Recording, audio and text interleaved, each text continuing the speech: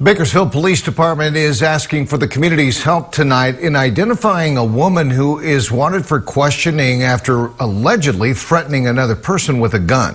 And it happened February 22nd in the 1300 block of Murdoch Street, just southeast of Martin Luther King Jr. Park. Police say the incident was apparently sparked by an argument over parking.